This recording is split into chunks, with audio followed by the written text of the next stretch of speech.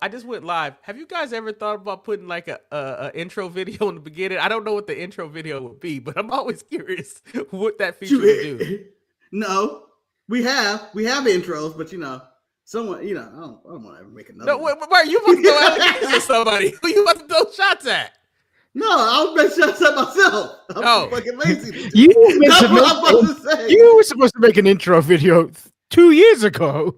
Probably 4 years ago. But it don't matter. No one cares about an intro video. They want to see us get right into the shit. And so right now we in the shit. And well, so actually, I don't think anybody really cares about live streams because they go too low. They want some short form video where it's like 10 minutes of you get in and get out. Oh my God, Tony Khan, what he said. Tune in and for 5 minutes and we'll talk about it. Anyway. Well, if you want to make some bullshit videos, we can make it all the wait 10 minutes of us just saying the facts and then saying, what do you guys think about that? Like, put your views and likes in the comment.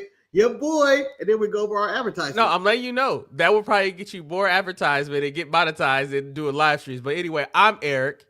I'm Lord Manny Hayes. And I am Marcus, the grand finale. Is that a Darkwing Duck hat in the back, Marcus? Are you operating as Darkwing Duck in your free time? No, I play Batman in my free time. That was my Halloween costume hat, though. No, I have nowhere else to put it, so I hung it up. I just like, and then you also have a Boba Fett mask, I think. What the hell's going on? The wall has all the Halloween costumes. He mugged Pharrell and then beat up his kid. Yeah, like I can only imagine he has Batman in the closet someplace. I haven't visited Marcus' home in a while.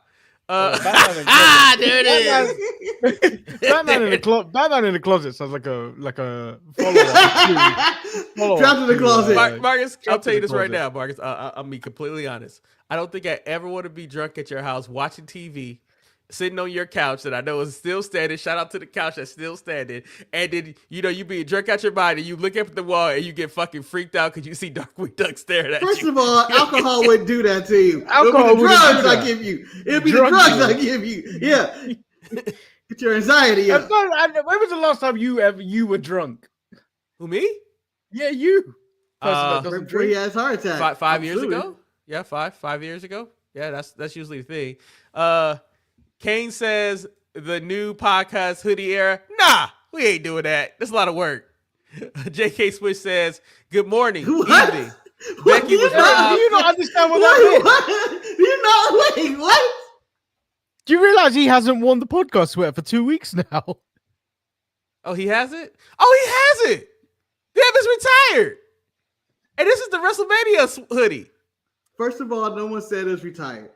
And two, this might be the hoodie era. It might be the hoodie era. First of all, Marcus, it's warm right now. And let me tell you something right now, Marcus. I'm glad the podcast sweater is dead. I could. You son of a bitch! You wish that. First of all, it's not dead. First of all, it's not dead. I'm so happy. I have to look at that old nasty ass sweater. It's in the other room. It's in the other room. Okay. I'm so happy it's gone. It's like Chris Paul on the Clippers. It might be done. It might be done. You know what? They want a video? I'll give you a 3-minute video burning that fucking sweater. That's what I'll give you. In a bucket pail in a fire. Doing a seance like I'm the Tekla and never mind. I'm done. I don't even know where you were going with that. You had a full rant about Tekla or something. I was gonna do a seance. I'm gonna run through you like Tekla and I'm gonna do a seance. And we're gonna do some madness. Triangles of madness. Lots of triangles. Triangles everywhere. There was something I was going to say, and I can't remember what it was now. Yeah, it's okay. So you'll probably remember and cut either me or Manny off in mid-sentence to tell us what you remember. So it happens. So I'm respectful these days. I don't cut you guys as much. So we have a lot of wrestling to talk about. We on the show. We have Smackdown. We have Dynamite / Collision. We have bracket number 3. We also have a European bracket submitted by Kane that we're going to mention because, I appreciate anybody making a bracket and still in our property to make a bracket. Marcus hands up because clearly he remember what he needs to say is going to cut people off. Go ahead, sir. No. I still don't remember what the hell I was going to say, and I probably won't. It wasn't important. The point is, you forgot to mention the thing that I keep forgetting that happens this Saturday. It's Full Gear. I said I was gonna preview. You said Dynamite. You just said Dynamite. I said Collision too, but Yeah, you said Dynamite and Collision and ignored. You just booped me. I booped you. I did boop you. Motherfucker, in 2025, I kill a man for booing. So we can start off a little bit AEW news. Apparently, the contract of Anna Jay, a Nightmare Factory alumni, is coming to an end in AEW, and now there's speculation of what will happen with Anna Jay. I personally don't think that she's a bad wrestler, but I don't think she's a great wrestler. I think that she's a very attractive woman. I could see Shawn Michaels wanting her. Shawn Michaels out. Shawn Michaels 100% higher. It's like I saw Shawn Michaels' recent hire. I'm like, Anna Jay is right there on the cusp. But Marcus, let me ask you this question: if you were Tony Khan, I don't think Anna Jay has ever accomplished any type of single success, like with gold or even tag team titles. Do you think he holds on to Anna Jay just because she's an original, or do you let her walk and go to the E, or even to TNA if it's offers being made? If I Tony Khan, I've already forgotten that she was on my roster multiple times anyway. So I don't care. I wouldn't care. If you want to stay here, go ahead. If you want to go. I'm not paying you top dollar money. If you go to them, you should get the minimum. You should get that $30,000 a year. Mm-hmm. I am not a fan of Anna Jay. I don't think that it doesn't do anything for Tony or in WWE. Like the AEW's women's division has gotten so much better from when Anna Jay was featured on the show that I don't think she'll be missed at all. I don't think so. Which way we notice? I don't think she will be.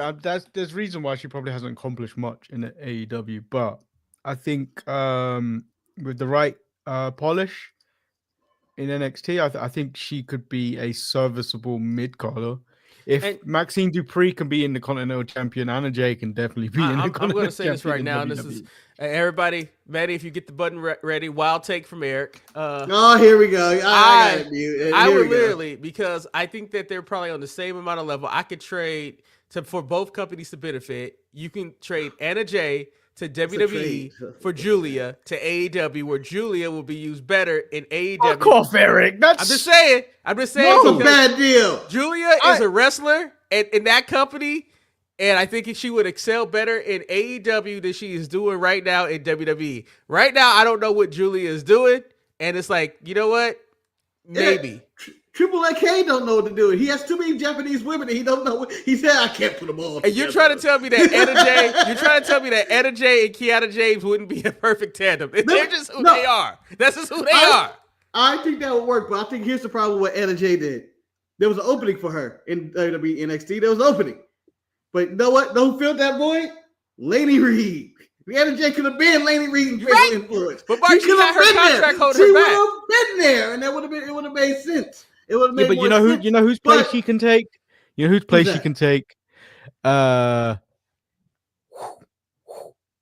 Petrovic. Yeah, you give her a sword. You could. Honestly, I'm not throwing top dollar at her. I think that she would be beneficial working the indies or doing stuff like that to find something. Or you know what? Go make some money. Get that OnlyFans going, Anna Jay. You got a following. Mark, not everybody wants to do that though, Marcus. Everybody wants to do it, but maybe she does. Mark, I think she's going to end up. I think she's going to end up over there. I think she's going to end up in the E. All of Cody's disciples end up in the E, and I don't know if she's going to make an impact. She might be a good mid-carder. Maybe she can improve in her ring. I'm not sure, but she has. But it's not. It's not great. It's not like improvement where you award top dollar. There are people in NXT that she's better than. Yeah. Can I argue that? I feel like if you bring in Anna Jay, you may as well have kept Gigi Dolan.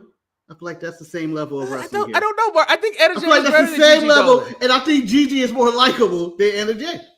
No, Gigi is more likable, but she was there for a very long time, and they had nothing for her, so she had to be released. So I think they're going to try and experiment with Anna Jay again. I'm just going to ask this question for you guys. Let me ask this. Do you think Anna Jay is better or worse than JCJ? Worse. Manny's 25% worse. Okay. I think that what math did you do? No, what math did you do? No, there was a pause and it looked like some type of equation happening there. And I want to see the numbers. I want you to show your work that you came to 25%. Marcus, unlike you, Marcus, I also have done the same math as Manny. And I think that JC Jane is slightly better than Anna Jay. But I think if Anna Jay went to the E and got a little bit of polish, I think she could be on par with her, and she looks better. I've been saying, I could see them doing things with Anna Jay. Will she become a big star? Probably not. That's the one. He carried the one right there. He carried the one. Eric, when's the last Anna Jay match you saw? I saw it on Dynamite. It was her tag match. Oh, yeah, she was. Yeah. I'm sorry. It was her tag match. And you know what? I'm sorry. I rest my case. I have nothing now. Let me just also point out that you didn't watch it, did you? Who, me? No, Marcus. I watched it. I watched all of it. I watched all 3 hours. This is the one time I didn't go collision don't click away. Guys, there's nothing else to click to. I watched all 3 hours, and I watched it without my phone. So I actually have true analysis about AEW. I don't believe Dog you. Dynamite? You raw dog Dynamite? I did.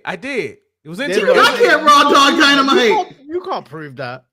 Ask Shante. Even I do like this sometimes. Shante has a ring to lie for you. Can I tell you my favorite quote? She don't. Most of the time, she don't.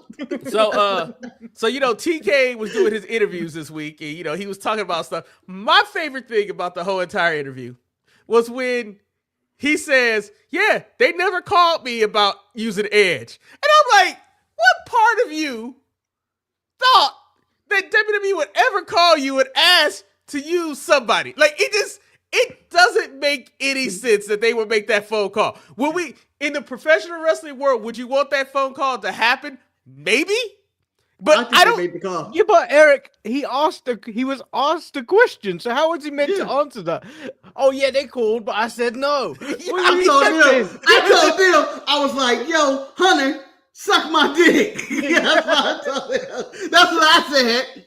And then I told the bitch shit, I slapped him. No, slapped him through the phone. So Benny, I'm going to ask you this question, and Marcus, you can answer after Manny answers this question. Just with that whole phone call thing of it, do you think the wrestling community, the IWC, would ever want to see a joint operation or joint program between WWE and AEW? Yeah, every wrestling fan fantasy books. Of course they would have wanted to see a joint promotion between AEW and WWE. Everyone fantasy books. Everyone. But you may not be thinking of one now, but in the future you'll probably be thinking, I want to see Shark Boy versus this person. Shark Boy ain't been in AEW years. There's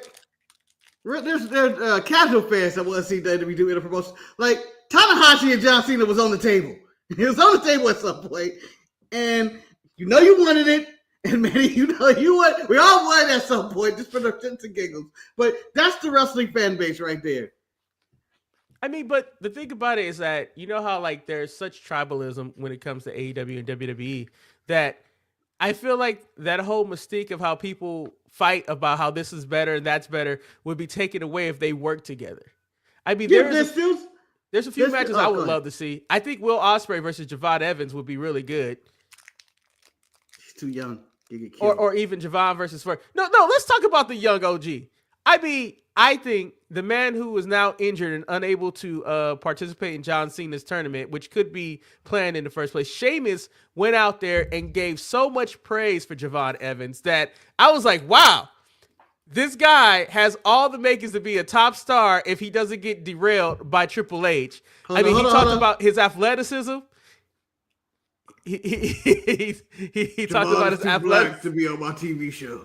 He talked about his athleticism. He talked about his bulking up. He talked about his true love for professional wrestling. Bulking up? That man's still 150 wet. That boy is scrawny. Yeah, but compared to where he was, though. But I'm just saying that, he had a really good match. He had a really good match against Gunther. And my favorite comment that I saw in the mid-card match, Triple K, I see what you doing. You let Gunther destroy the young OG, and now Carmelo got to face him. Shit. But Eric, I'm going to say what I said on, I believe it was Wednesday, or it could have been Tuesday. Javon's going to fall into that category of Dolph Ziggler. Oh, could be. Could be. Oh, he does great stuff. He's great. He's going to make everybody look good, but we ain't going to do shit with him because that's all he's going to do. And even Dolph Ziggler said, if you go out there and make people look this good, that's all they're going to have you do for the rest of your career. Yeah. And that's why I feel like Triple K is going to do it fine. Now, on the topic of people that I think should replace Sheamus, who is now injured. It's time for Marcus Hunch a bunch. Hunch at Lunch. Oh, Hunch at Lunch. I don't know what you call it. Hunch a bunch? I already know this is wrong, but go on. Go home, Marcus. The floor is yours, sir. So it's more of a theory of who I think are the top 5 people who are going to enter this tournament. And replace, how about you make it only 3? I got 5 of them. Let me do 5. Let me get 5. At number 5, your boy, Baron Corbin. Bring him in. What time? Return. Simple. Has a history with John Cena in the old era of wrestling. A lot of these people who I'm picking have old era. So I'm going to pick Baron Corbin. Damn, that's why he 5 though. That's why he 5. Thumbs down. At number 4, Santino Marella. Why not? Someone's going in there to do a job anyway. The crowd's going to pop and be excited anyway. The person that's replacing Sheamus isn't going to win because Sheamus wasn't going to win anyway. So Santino could go in there and take that loss. At number 3, your boy, Alberto Del Rio. Bring him back, Triple H. Bring him back. Okay? The Mexican people demand this. Just saying. At number 2, the most popular wrestler in the world right now, Braun Strowman. He's not laughing at you. He's laughing at what I wrote. What did you write? Oh, God damn it. Mark, keep going. Keep going. Keep going. Keep going. Keep going, Marcus. Because I don't know who it is. I didn't know that. I didn't know either. Apparently, Manny read spoilers and fucking. But Mark, keep going. You was at number 3. Come on, I want to hear the rest of your list. I was done with the list. I said one more. I was at number 1. Okay, who's number 1? You said Del Rio was number 2? Yeah, number 1. No, Braun Strowman was number 2. Shit, now it's over. Who has the highest rated show after man out there doing? That's what I said. He's like big star now. You throw his ass out there because he's the highest rated person on the USA Network. And then number 1, you can never go wrong with Jeff Hardy randomly coming back. I think Jeff Hardy would have been a great pick for me. I think Jeff Hardy. I'm just saying, Jeff Hardy would have been the perfect, okay, we filled this spot, and Jeff Hardy can take that easy ass loss. He can take that loss. So who's the answer? Since you know the answer, you got the answer to the test already. That's for SmackDown. Well, does anyone want SmackDown? Skip 2 minutes ahead if you don't want SmackDown spoilers. So. I don't want SmackDown spoilers. Well, Manny, text me the answer. I want to know. All right. I don't want to know. So we're already in SmackDown. Let's start talking about SmackDown. For the most part, with a couple of hiccups, I thought SmackDown was a fun show. I really did. I thought they had a good chemistry. I mean, the show starts off with Paul Heyman and his vision coming out to the ring. You know, they all out there, they cutting promos, they feeling good about themselves, about what took place on Monday Night Raw. You know, Brock Lesnar, Roman Reigns on the teams makes no sense, but they're there. They're there, but they're not there tonight. They're not there tonight. You know, they're talking. And then, you know, the Usos come out. And Paul Heyman just points out, the one thing I've always taught all my crews is about math. And you guys are outnumbered right now. So I feel the most disappointing employee in all of WWE, the guy who plays the music, who is always wrong. Just always wrong. Like, he hits the button, or they hit the button no matter what happens, and then sometimes people don't come out. They should know where people was at. No. Eric, hold on, keep going. I'm going to tell you my problems with this whole segment. Then we have Lean On Me version in professional wrestling. Joe, they got Kid Ray. They got Kid Cody in the bus. Cody ass got beat in the bus. His ass was beat. Just beat. I don't know what Drew McIntyre did to him. But the best part about the whole beatdown is by far, as Shantae called it, Drew McIntyre drive-by leaving. Just like, I got your and kept on leaving. It was ridiculous. But Marcus, you had things you wanted to say. So many problems with all of this. So many problems. So Paul Heyman come out there with his guys. They're going to talk their shit. And apparently they anticipated the Usos were going to come out there and interrupt them. Yeah. And leave Cody in the bus. And then on top of that, the Usos knew that Paul Heyman knew that they were going to come out here, but had a backup plan to surprise the world with Cody, even though they may not have seen Cody all day. Now, the production guy knew that they were going to call Cody, even though this was a surprise attack. And when they suggested we ain't alone, play Cody's music, Did they cue up the production guy saying, when I say we ain't alone, you play Cody's music? No matter You trying to tell me no one saw Cody's big ass bus in the back? That's his bus. They know he was there. I have further questions to that. So if I got more. Production, if the Usos clued in the production guy to say that play Cody's music, when did Drew attack him? That look fresh. Yeah. So on top of that, I've been technically suspended before, but we all know how suspensions work. You can't come to work. Can't come to work. It don't mean you can linger around the outside of your workplace and looking for it. I'll beat the ass of that person. I'll beat the ass of that person. It kind of does. Security will step in. You're not supposed to come to time. You're not allowed on the premises. You're allowed outside. And also, Marcus, let me pretend, Betty. Not allowed on the premises does not mean being in the parking lot. Allowed premises of an arena. First and foremost, let me point out this right now. I'm gonna put on my law hat, and this is what Paul Heyman probably let Drew McIntyre know. When he was suspended suspended in a different city, in a different arena. It could be a misunderstanding on Drew's end that he didn't know that the suspension carried over to different states. You know, he was just in Denver. He was just there. He saw Cody bus pull up. He was hanging out. He was back. He was in the back lot. He was back there drinking a 40 with the homies, and he saw that bus pulled up. He's like, you know what? Fuck this dude. Aaron, that argument was stand up in the court of law. Stand up in the court of law. And strike forward. How the fuck you get beat up on your own bus? You can't see him coming. Why is your door not locked?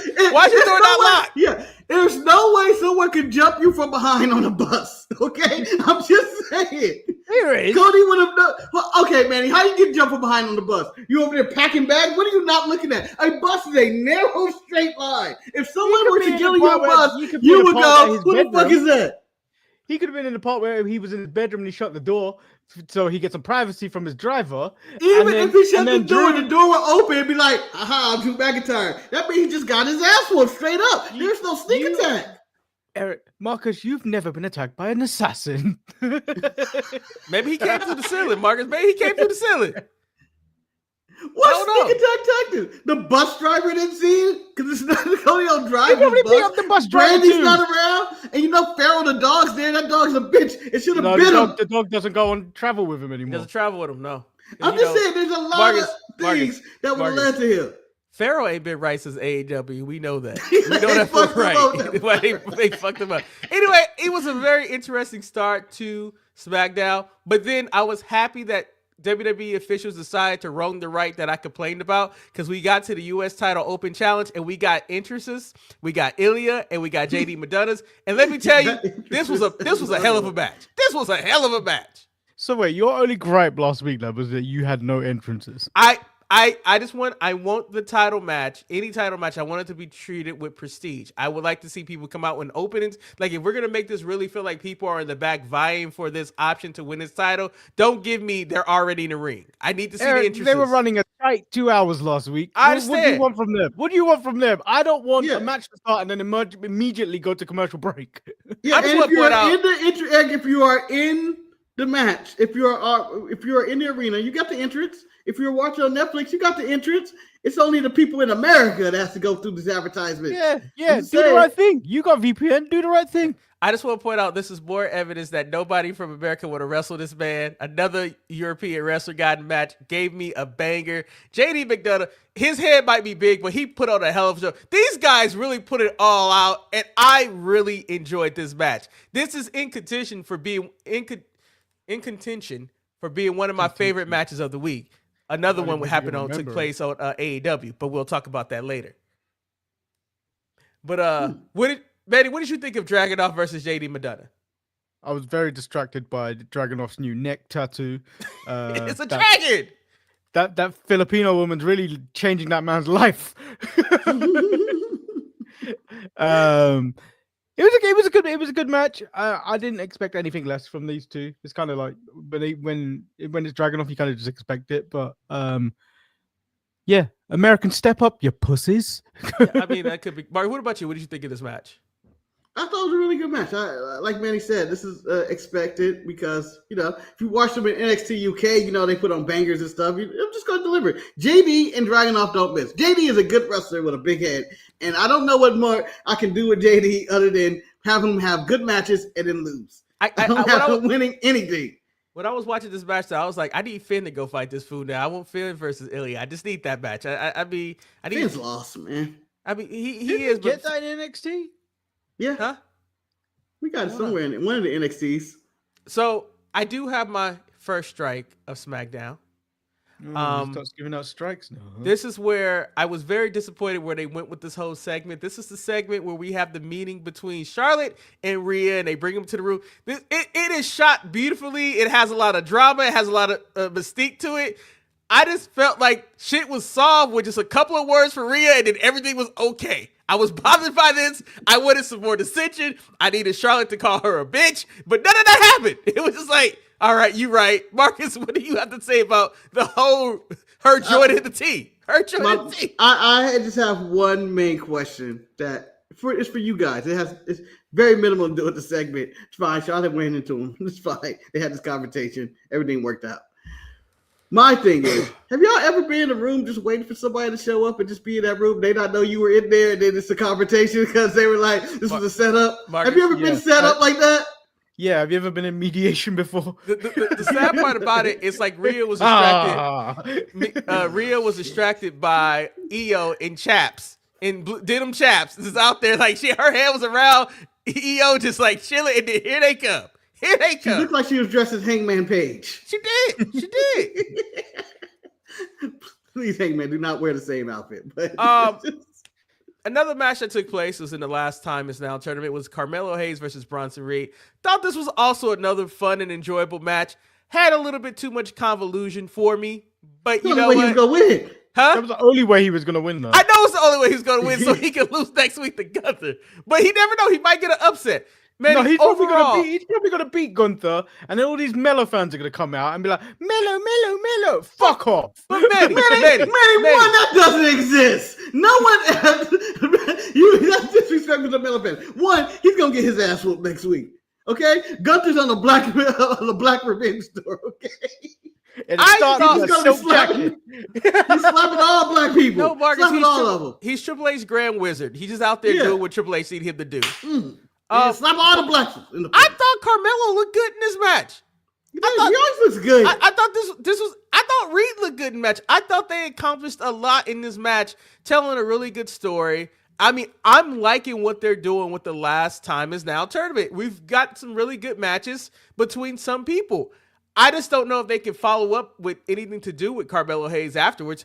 I think he has to go and fight Ilya. He has to be the first American to go get destroyed by the Dragon. He's already been destroyed by the Dragon. Oh, he has? Again. The only person that can beat the Mad Dragon. Yeah, the only person I think that's going to beat the Mad Dragon is the one person that beat the Mad Dragon. And that's Trick Woody. The only one that can beat him.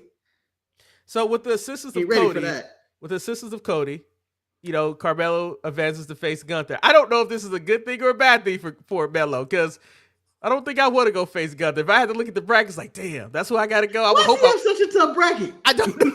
Why do you got to do Bronson Reed and then Gunther? I just feel like I'm already exhausted. I already got my ass whooped. Hey, I'll tell you this right now, and this is all I got to say. Bronson Reed looked like a big man in that match because Carmelo's so small. I was a big man in that match. I was like, yeah, get him. Get a big man. But Cody, they do all this, and it was as predicted last week of what was going to happen. They do this brawl. Cody gives a riveting speech and calls everybody loot. He's gonna beat them all, and him and Heyman have a stare off and whatnot. And we're going into this War Games. They're really trying to sell us. I will say I did like the interaction that Chelsea has. She's running from Julia, and then you have the whole situation. You have the situation with Jade comes up like, I am the real champion, and it's like, you right, and then Alba needs to shut up. Like, have you ever hung out with somebody that just put your life in so much turmoil by just saying stuff like, Alba needed to be quiet in that situation? Don't say nothing like that. She's Secret Service. She wants the smoke. Gotta take that danger. And by far my favorite thing that took place on SmackDown this week, and I know I might be an audience of one, But as you know, next week we're getting the traditional Survivor Series match. And so they gave me a traditional backstage segment of people talking. And I don't know why, but Sammy and his crew throw it into each one. Tell him, Saban. And I was like, it brought me back. Tell him, Shelly. Nakamura said, like, he was just throwing it to people. And I was like, I don't know why I enjoyed this so much. It should, because I had never heard nobody just throw it to Alex Shelley. Why no one wants to carry it. Like, he talked about Sammy talked about his international team. He got built with the Americans. He got a Japanese man. And I was like, damn, Sammy, you got a team built to lose. But you know what? Keep throwing it to him. Manny, I know you are sick of the machine guns. Did you like this backstage promo? It was nostalgic. This is the closest thing you're gonna get ever to like 90s Survivor Series teams where it's just a gang of misfits. They have a name like the Royal Court or whatever, and you know they're gonna lose. But you're still interested on how the bloodbath's gonna happen. Wait a minute. You have them losing. I have them winning. But this needs to be on Survivor Series. Why is this on SmackDown? No, it just like anytime you have a segment, Marcus, when I say tell him, Marcus, like right now, let's start. All right, we go tell him, Marcus. Speak on that. Let me tell you something. Ooh, you got me worked up today, brother. Let me tell you what we gonna do. Yeah, JC Mateo. Tala-tunga, Shorter-tunga, Arda-tunga, Taka-tunga, bad credit Tonga. Bad credit Tunga. Y'all gonna get whooped this Friday on SmackDown. Woohoo! Mark, now you're supposed to tell him, Lord Manny. Tell Lord Manny Hayes. You go tell him. No, and that's just the whole thing. I just feel like Nakamura had nothing to say. He was just no, Manny. He had stuff to say. We just didn't know what the hell he said. I don't know what he said. I was like, you told him. I have translation of what Nakamura. Why am I even here? I could be surfing. What does this have to do with me? I could be wrestling Tanahashi in Japan. Kay says, I was not alone. He enjoyed the promo as well. I thought that was fun. But then, the promo just needed the cheesy 90s music in the background. The thing about it, though, is I had this moment. I had this moment. And then next thing you know, Triple K strikes again. And quite frankly, it was not a bad match, but this show did not need this tag match between Fraxium and DIY. I don't know why we're continuing trying. What have to do with this one? Because he loves DIY. He loves. Yeah, but that's not racist. That's just. It's racist because I ain't seen the Street Profits since I don't know how long. But okay, go ahead. That was before I found out that the show next week is taped. I was gonna say Montez would have been a good sleeper cell for me to take the spot of Sheamus, but yeah, that's not the case. Fraxium versus DIY. It's a good match. It was fine. It's fine. I just don't care about DIY. And then are we getting to the point where Axiom is not gonna have the mask on anymore? Because I mean, like, he's having Lucha thing. He had the towel over his face. I mean, that happens all the time. I love Corey with the he's ugly. He's hideous. He's hideous. And Michael's like, what did you even see? He's like, for a second, and I know. So no, that's all you can handle. That's someone that ugly. Just ridiculous. Let me tell you about a review of SmackDown before we get to the end. This was an hour show that they stretched to 2 hours. They did. They put some stuff we didn't need this tag match. We didn't need this tag match, and we didn't need the. There's a segment somewhere in between there we didn't need as well. I can't remember what it was, but I was like, once we did the Cody and them Wargames, and we already have the women's thing set up already, and we have the Dragon Off match. We haven't got to the women part yet. I know. But everything in the middle, it just seems like this could have been an hour show. Hey, no, Marcus. So Shantae was there for me. Finn walks out. Finn gets a good respect. She's like, oh, Finn, but she does miss. Like, we all missed that Finn. When it came back to NXT, Finn, it was nice. Finn's dead. Finn died. But let me tell you, though. She said she felt so happy for Penta. She was like, man. She was like, look at that presentation. She was very impressed with that presentation. She's been doing time with us. When Penta comes out, he comes out like a star. From the spinny thing, he's the a wall. Star. Why you don't love Penta? I love Penta. Hold on. Here's the question. Why do they treat Penta so nice and they treat Rey Fenix and the Storm? That was the other guy that they threw into it. Rey Fenix started speaking Spanish after Nakamura spoke Japanese. So the way they treat Ray Phoenix as opposed to Penta is like, Penta, all of this. Ray Phoenix, whatever match we can come up with, we'll throw you in there. Teaming with Andrade, now you're in the Survivor Series thing. You don't ever win. You will never win here. And I like Phoenix more than I like Penta. But is Phoenix in that position where he's kind of like Dolph Ziggler, where he sells so well that now they just see him in matches to lose? Could be, or he doesn't have the charisma of Penta. He don't have to walk. That's all he's missing. He runs like he's flying an airplane. Penta has to walk, and the Zero Miedo thing. Phoenix don't have a catchphrase, but damn it, treat him with some respect. Damn it, so it's ridiculous. So I believe his other catchphrase is "Now why you no love Penta?" That's funny. So then we get the next segment for the other team in the traditional tag team Survivor Series match. We have Solo, and Solo already said that his team sucked because he said, "Sammy, when it's just you and me, I'm going to put you away for good." So he know everybody's going to get eliminated on his team. Tama Tonga, JC Tonga, Bad Credit, all of them going to go. But shout out to my boy. Shout out to my boy in the back. Every time Solo said something, he was the hype man yelling, yeah. I was like, wow, he had personality. I can't remember what Tonga is. I think is he Tala? He's Tala? No, Tala's the big one. Tama.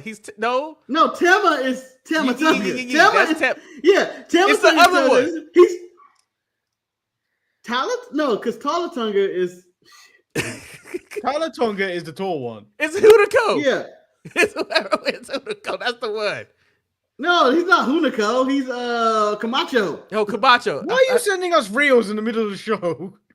Because you can't do that, Marcus. You can watch it later, guys. You can watch it later. It was appropriate to the MFTs. I meant to send it last night. I forgot because I saw it. I just died laughing. Oh, Tonga Loa. There he is. Thank you. Tonga Loa. He's a Loa. Yeah, he was the best hype man in the game. I was like, I can't wait for the Survivor Series match. Too bad it's tape. So let's talk about the best moment of the night. So we got the face team come out. They get all their introductions and stuff like that. And I tell you this right now. F that team. That team ain't my team. I'm Team Hill. You know why? Hell yeah. Because Becky fucking Lynch is a fucking menace. Her and Lash Legends together should not be together. That is just too much swag. And then you had Nia Jax giving people a strip show where she bouncing on it. I was like, what are you doing, Nia? What are you doing? He was jumping all over Rhea titties. I know, but it was just a lot going on. That team is indestructible. They could go and beat all the women's AEW team. That is a team that I think that team is better than the men's team. That team is epic. They can move Cody's team. They can move Cody's team's ass. Shit. You got your enforcers who are basically the McDice twins or whatever. The Davis boys, Dale Davis and Antonio Davis for the 90s kids out there with Nia Jackson, Last Legend. They bring in the muscle. You bring the brains with Becky Lynch. Then you have the full-on crazy of Asuka and Kyrie. I'm just saying, what a team. What a team. My favorite thing, I love the fact that they decided to do the beatdown in the debut of AJ Lee being on the team, and then AJ was confused about what to do in the situation. You have to get down there and fight. You got to get down there and fight, but she didn't want that smoke. Lash Legend dressed like a black Russian, just out there whooping people's ass with glitter and stuff. Mm-hmm. Oh, man. Black people can't be cold. This is my favorite. You can't. She was ice cold. And she didn't want to be in Denver. Shit, black people are tropical. I'll tell you this right now, man. This might be my favorite team right there. I just can't wait. And once again, I think the women's match, just like in AEW, has more bearing behind it than the men's match. It just does. It just does. Okay, so now we know who won the women's blood and guts match. Do you think that team can beat the team Nia, Becky, Mercedes team? Mercedes team versus this team. Marcus, can they win? Can they win? First of all, that's going to be a handicap match because Julia Hart does nothing. Marcus, let me just point out the trio of the trifecta: Thekla, Julia Hart, and Sky Blue. They got Marcus. Lash can handle them in their sleep. That's lightweight. You're right, but I was gonna say they could have handled all 10 of the blood and guts match, and this is the 5 of them. Lash and them can handle one team. I think Lash and Nia could probably handle about 5 of them. Yeah, no, just, like some kaiju's in there, just Shantae does not like Megan Bay. So fast you can't see her coming. She's the Flash. Yeah, and I have a question about this advantage. You know the advantage. I'm thinking of strategy. I was thinking about it because they were talking about was it next week they're doing the advantage match? They gotta do Raw. it. They're doing the advantage matches on Raw, right? Yeah. I was thinking, what is the advantage? Is it to get your guy in, to get the jumping in early, or to have a fresh person come in last? Because I think the advantage is to have the last person in, right? Get the last fresh person. Yeah. You can see the card. The match will start until I enter. No, the advantage should always be that you have the numbers advantage till the last person comes in. Yeah, but the match don't start until the last person come in. I feel like that's more of an advantage. We get our ass with you know what? I'm coming there fresh. Everybody else has been through it. Yeah, but imagine you come in there fresh and you're battling me, who's been in there for like an hour in the corner, and then someone dead over there on your team just gets pinned. We saw what happened when you go back to Blood and Guts and we go back to the women's match. Sky Blue is she's a bloody mess. She's a bloody mess. And the next person in was Julia Hart. And I don't even remember what Julia Hart did. She didn't do anything, really. It was just like, what the hell? What is this? Like, it was the biggest disappointment. It was the biggest letdown ever. Because, like, she was so bloody. It was just Julia Hart going against Willow. So it was not even an advantage. It was not even an advantage. And by the time Julia, Willow had already beat the brakes off of Sky Blue. Yeah. Sky Blue, like, man, this match is hell. Yeah. And then next thing you know, it's like, what the hell? It was a lot. I thought Smackdown, although they had some things I did dislike, I thought it was overall an enjoyable show, and I thought it had a good energy. And I think that the one thing that for me personally, when I watched AEW compared to WWE, is just that I have a different energy level when it comes to the announce team. Michael Cole and Corey Graves were very entertaining. Corey Graves talking about Axiom being ugly, like Manny said. It was like one of those random ad-libs that happens that makes the show feel more special and authentic because they feel like they're a fan. Manny, what did you think of SmackDown? SmackDown was all right. I think largely on the whole this week, it's been very good wrestling across the board. I think storytelling bit hit and miss if you really wanted to be critical. But yeah, SmackDown capped off a very good week of wrestling. Oh, let's talk about Dynamite. Dynamite really did keep the momentum going from what NXT and Monday Night Raw did. I thought that they put a really good show. Like I said, I think the commentating for me is lacking because I think they're a little bit too technical. However, I thought that they did a very good job with their show. I mean, they had the narrative of like, we're going for the Casino Gauntlet match and we're going to start off. And the very first match was Bobby Lashley versus Ricochet. It's clear to me that Ricochet... who's it? Bobby who? Bobby Lashley. Bobby Lashley. I mean, it's clear to me that I don't know if the sheen of Ricochet has rubbed off a little bit, but Ricochet, in my opinion, was jobbed out in this match. It's a fine match. Too quick. It was too quick. It was like, oh, for AEW standard, this match is far too quick. Yeah, I was like, oh, we didn't even like this match because. Manny, would you agree? There's other matches later on the show where it was a lot more competitive, where it should have been the Bobby Ricochet match compared to what took place in the situation.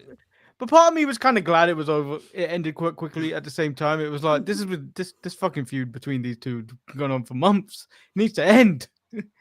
So, I don't have a problem with it being quick, but you got to also take into account that what else could they have done? Bobby is 50 years old at this point. There's only so much he can do at this point. There's a reason he's a tag wrestler for the most part, I think. Yeah, but I think there's not much left there. Well, the whole thing was, though, I think we're building for the Casino Royale or Battle Royal that happens tonight at Full Gear, is that you're going to have Shelton start against Bobby.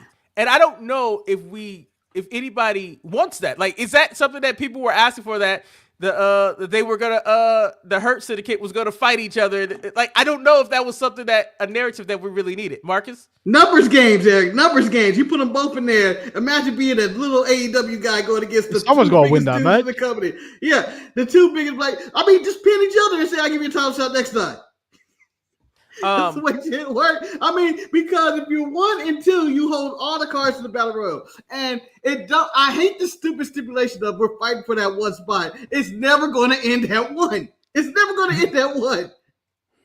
But I will fast forward and jump a little bit forward. I would say that Mike Bailey and Shelton, they had one of my favorite matches. That was a really fun match between both of them. I didn't think Speedball was going to win the match because I knew the care about narrative. the botched ending. Well, he got knocked the fuck out. What can you say? No, he didn't. The reports come out that he wasn't knocked out, and that Shelton Benjamin called an audible after the super kick was like, damn, that's the finish right there. Fuck it. Apparently, that was supposed to finish. It wasn't communicated to the ref, and that's what happened. Oh, that's why the show got popped. I do sound like that's bullshit. That feels like bullshit because why would Shelton all of a sudden go, oh, damn, I got it. Good, let's do this. Let's end the match, even though they probably had time on the match. I'm just saying, it just sounds like bullshit, but that's the story that's going on. So, it was a hell of a super kick, though. So, but I thought that was a really good match. I enjoyed it for what it was worth. I thought that, I just think that unfortunately that the whole mystery of I think they wanted the 1 and 2 to be Bobby and Shelton for some reason. So it kind of went that. So back into the order of the show, we go backstage where Shibata is cutting a promo and Joe was informed if he interferes in the match, then he forfeits his title match and things of that one. And, then Joe cuts a Joe promo on Hangman. And I was like, okay, it's fine. It's just that I felt that Joe really overshadowed Shibata in the situation. And He's supposed to. He's supposed to. Shibata's dude. But I kind of want Shibata to be presented and he could really whip Hangman's ass, but I guess that didn't really happen. Then we still have the battle between if the Young Bucks are going to join the Don Callis family, and then that's where the convolution happens. We have the Young Bucks teaming up with Giles Alexander going against Top Flight and, the Blacks.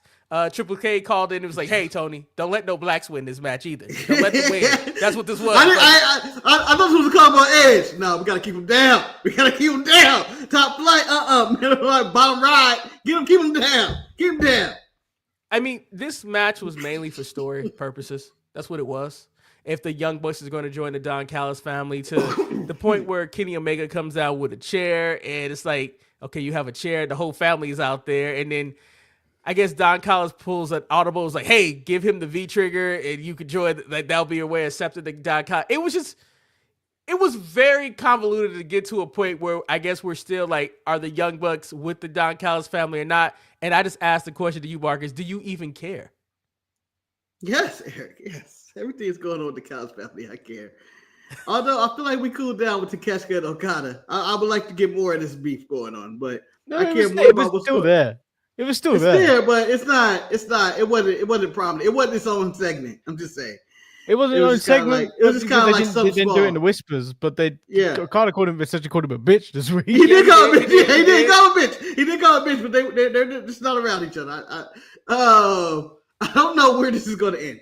But the Bucks and the Callis family, I'm actually invested. I'm curious what they're going to do. Are they going to do it for the money or are they going to do it for friendship? Well, it seems like Nick needs the money. Nick needs because he they all need the money. Matt needed to. That's why they should have separate accounts. Willow and Harley cuts a promo. It's separate families. They love what they do. They will fight the best women in AEW, and they're the babes of Wrath. I mean, you know what? They're a fun team. I don't think they should be the first champions, but you know what? It is what it is.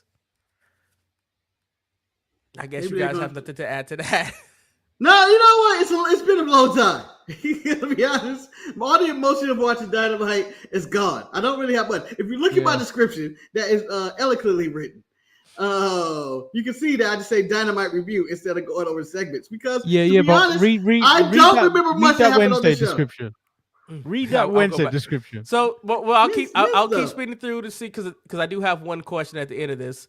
John Moxley and Claudio defeats Orange Cassidy and Roderick Strong. I think that they really missed the point when Orange Cassidy was at his peak. I don't think that this match, to me, this was just a glorified squash match. There was nothing wrong with the match, but I don't feel invested for Orange Cassidy and Roderick Strong to win this match. I kind of felt that John and Claudio was going to win this match, and and now they are announced that Kyle O'Reilly is going to face John Moxley at Full Gear. I was like, I don't think we really needed that match in a no holds bar match. I think it's called. I think it was something like that. Yeah. I'll tell you this. At Full Gear, the only way to make all this Jon Moxley tapping out shit worth it is if Colorado whoops his ass at Full Gear and the Death Riders turn on Jon Moxley and eat him alive. That's the only way any of this is worth a damn. That's all I'm saying. Because I don't understand why Jon Moxley's been tapping if he doesn't plan on getting kicked out of his group. I don't think that the stupid looking Pac or Marina Shafir should stand up for this. But once Moxley leaves that group, what's left?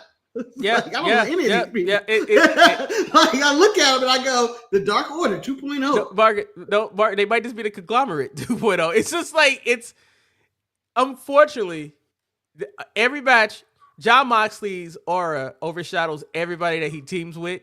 No one is better, even the opponents. It's just that Jon Moxley, he's here and everybody else is down there. And it's sad. And I feel like Jon shouldn't be associated with these guys, in my opinion, but that could just be my opinion.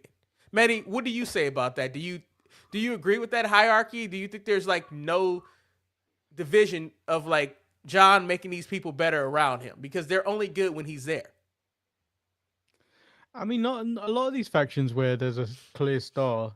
I don't think anyone's really excelled. Like where you look at all the Jericho factions, you look at all the other. The Blackpool Combat Club before it became this, no one really benefited from it. Like you'd think Wheeler Yuta would be a bigger star by now, but he isn't. No, he's getting fucking you. You think they've been building something, but the problem with the Death Riders is that no one else talks, no one else is building toward anything. It's only Mox that goes out there and says, he does a little dance and shit, song and pony. Well. Fucking, Pac spoke this week. Angry Stevie Wonder or some shit. Hey, Manny, don't spoil Pac. We'll talk about Pac real quick because we're gonna talk about. I want Dangerous Paradise to play under him. His spirit in most of my life. I didn't like that he wants a normal match against. I didn't understand that either. Didn't get it.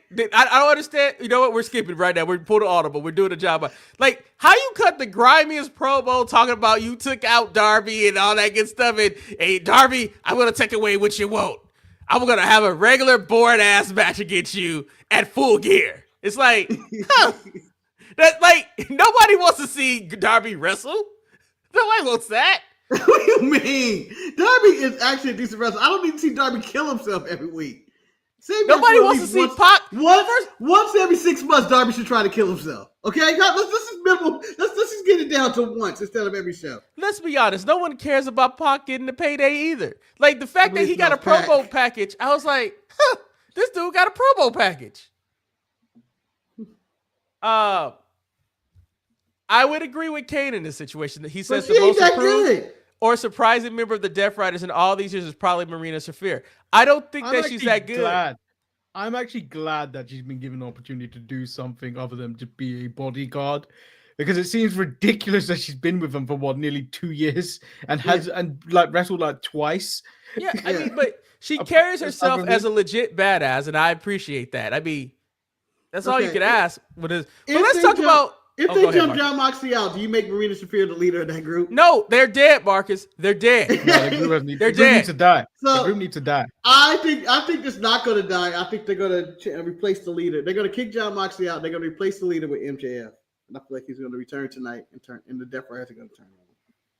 That's a hot take, man. I know it sounds out of the where MJF tries to take over. I feel he's going to take over. He left. He said he's going to become more eviler and more disrespectful and stuff. I think he's going to take over the Death Riders from Jon Moxley, and that's going to be his group. It's just like he's going to reveal himself to be the devil again and all that shit. It's like I think that's what's happening tonight. But it's like the whole thing when you have with the Paragon conglomerate and stuff like that, where we had the segment between Mark Briscoe and Cal Fletcher, where they couldn't touch, and then the Doc House family whooped Mark Briscoe's ass, and I'm just like, I don't care. I don't care if Mark is with the Doc House family. I don't care if he's the champion. I just don't care, and that's a big issue that I don't care. What can they do to make me care? He winning that belt tonight, Eric. He winning that belt. You're going to have to see more of Mark Briscoe. You need to accept Mark Briscoe in your life. Okay? No, I want him in the family. I honestly want him in the family, Mark. I want him in the family to disrupt the family. He needs to be the, Oh, go ahead. Sorry. No, but I do. I want to see him either try and break it from a win or have his soul crushed with being in the family. Or do the swerve and enjoy being in the family.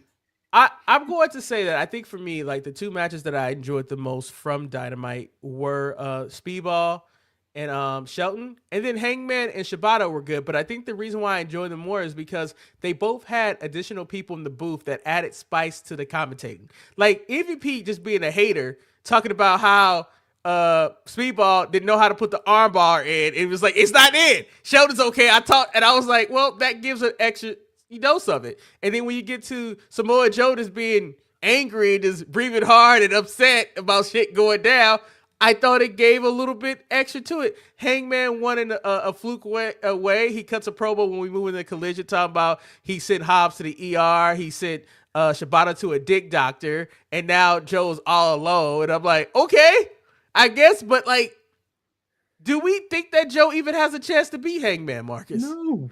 Oh, Manny answered the question. No. Not a chance in hell. But I guess the question now, though, is that, like, after Hangman beats Joe, where does he go from here? Somebody got to come back. Is this where One of the top stars got to come back. Will, MJF, Swerve, one of these guys got to come back. Do you just go to Darby? Maybe. Some crazy Darby Allin coming out the Hangman Page. I guess he has to beat John Moxley one more time before he does that, I guess, to be fully done with the Death Riders. Yeah, so I don't know. Maybe Hinchicero finally gets some. The most bizarre. Fucker, you don't want none of this shit. The most bizarre flex in a promo that I've seen was from Stokely when we get to the collision hour, where he says that FTR has been around for 9 years and has accomplished so much, but Bro Dito hasn't done anything that we remember in 9 years. And I was just like, they just was a team, Manny. Go ahead. No, when he said this, I had a question for me when I was watching it. Can you kick my ass? It was more so the way he said that, it was almost. It sounded like FTR was kind of just resting on their laurels. Yeah. Like just living off that match. Yeah. Which made me think, are there any other wrestlers that you can think of right now that are living off just one match? Oh, one match. Living off one match. And that's based their reputation throughout wrestling since. Damian Priest living off the Bad Bunny match. Yeah. No, because I don't even think that he's relevant enough for that. Like, who's living off of one match? Like, their whole career is one match. That one Orange match. Cassidy? What Mitchell? What Miz match should we go with? I don't think the only Miz thing I fully remember is the promo, which wasn't even in the ring. The one on Daniel Bryan that was just on a set. Can I take a shot at my boy Shelton Benjamin living off the Shawn Michaels match? Where he got super kicked. Yeah, I don't know, man. I love Shelton. I think Shelton's a great wrestler, but I think his star power was elevated when he wrestled Shawn Michaels, and it became a superpower, and his kind of career has been kind of going all the way. I'm gonna say maybe not off of a single match, but maybe based solely on their look. I'm gonna say Bobby Lashley, because Bobby Lashley really hasn't. Bobby doesn't have that match though. Like he don't. No, legendary Bobby Lashley. He doesn't have that match, but like when you look at Bobby, you'd be like, yeah, Bobby's something special. Like, but then he really is not. That's like Lex Luger. That's the Lex Luger category. I know. Jay Cargill category. And the sad part about it, I know FTR had a great match, but I remember the year of Dax more than I remember FTR. Because like FTR, they weren't even the FTR then; it was a revival then. No, like because think about it, the revival is like was there. Dax was great, but then the most relevant thing that Cash Wheeler did was outside of wrestling, where he was pulling guns on people. Like you know what I mean? It's like, Manny, that's a really good question that I really don't know. The one match guy. The one match guy? Could it be Jerry Lynn and his Rob Van Dam matches? Steamboat Flair? You gonna do it to Steamboat? Or you could do Steamboat Macho Man. He had two. He had two. And you know what we should have did? What the hell? The TLC? Or are you talking about with Mick Foley? No, he got the Mick Foley matches. I got the answer. I got the answer. He has the greatest match that ever happened, man. You've seen Matt it. Hardy. The greatest match. Matt Hardy. It's Matt Hardy. He got the broken air. Yeah, but you take that. I don't think. JK, you take that away from Christian. Christian is a great. I don't think I could ever put Matt Hardy in that top echelon of characters. I honestly don't care enough about him. He's around. Oh, I think Jerry Lynn and what you call it fits perfect against Rob Van Dam would be like the thing. Go on, Eric. May he rest in peace, Bray Wyatt. Which match? What matches he famous? Yeah, the Funhouse matches with John Cena. Just one match. Yeah, but that's not even a real match. That's he's not. Yeah, and then people don't care about that. They think of everything else before they get to the Funhouse. Clearly, we don't have the answer. We don't have the fucking answer. I'm sorry. The answer is Jerry Lynn. Goddamn it, and people need to understand. Can I tell you what the answer is not? And you know how I said that I was clean with watching it. I was tempted to pick up my phone, and that was the very first match in the third hour. You can't give me Megan Bayne and Marina Shafir against TJ, and I just can't. I just can't do it. But I made it through this match. I made it, and I did not pick up my phone. But God damn it, I was not a better person afterwards. I just was not. This match happened, and yeah, it happened. Nothing.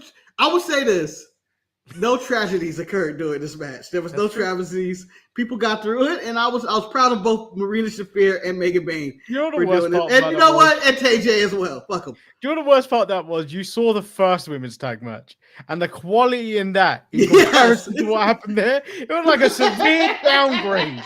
I'm gonna put this way. Yeah, it's a pretty good match considering the people who were in it. That's all you can really put it right there. You know what? If Nikki Bella were to come out and say, I ushered in this part of the wrestling business, I would say, yes, you did, Nikki. This is the type of matches you did. So, Manny, can I just pause for a second? Kane said Velveteen Dream. I think this works both for them. Yeah. I know. They both kind of peaked after that. Manny, I have a question for you because I know you've been a long-time Toni Storm fan and things like that. So after this match, she cuts a promo with Mina. Do you like this iteration of Toni, or, I mean, like, but she ain't got nothing really to do.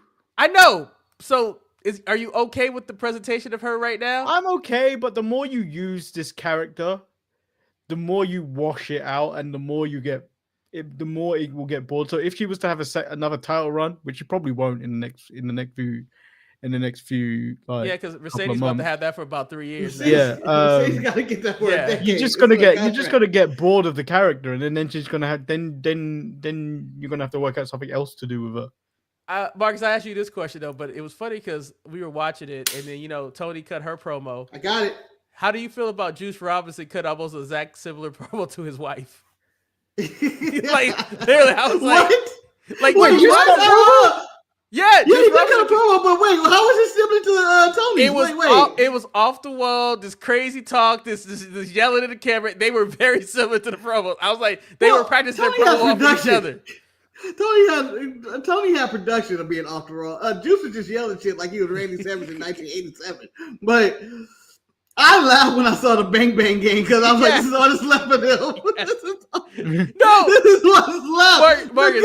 The Bang and the Bang, the other Bang Bangs are gone, and they were good. Jay White, who just suddenly went missing. I don't even know he got injured from. Honestly, for me, and then the other gun, I'm like, what happened to him? For me personally, the last hour of Dynamite, aka Collision, could have been an email, and as much as I wanted to try to like Masquerada Dorada versus Okada, it was just I liked it, but he dumped him. That man almost killed himself on multiple occasions. I don't know what happened. Was the rope slippery?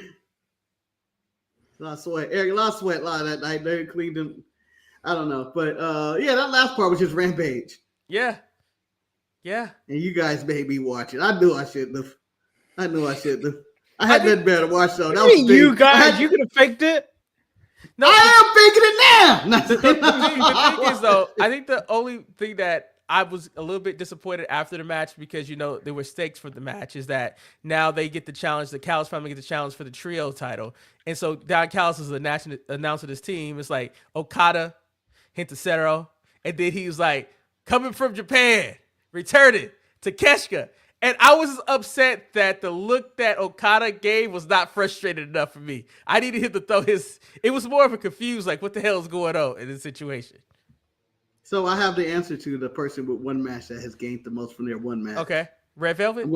No. It's going to be Britt Baker versus Thunder Rosa. Oh, you might be right. Yeah. That's it. That's all we got. That was the best. That was the best of either one of them. That's it. This is such an awful take that I'm about to say.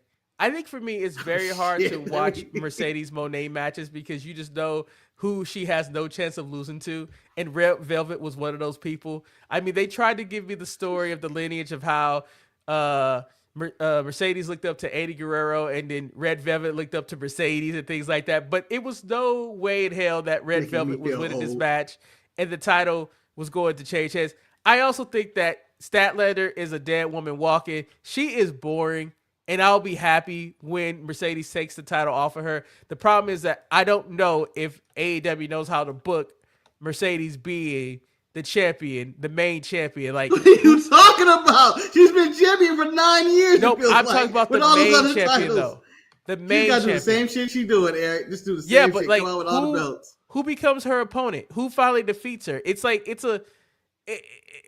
you become a very slippery slope because she was always away.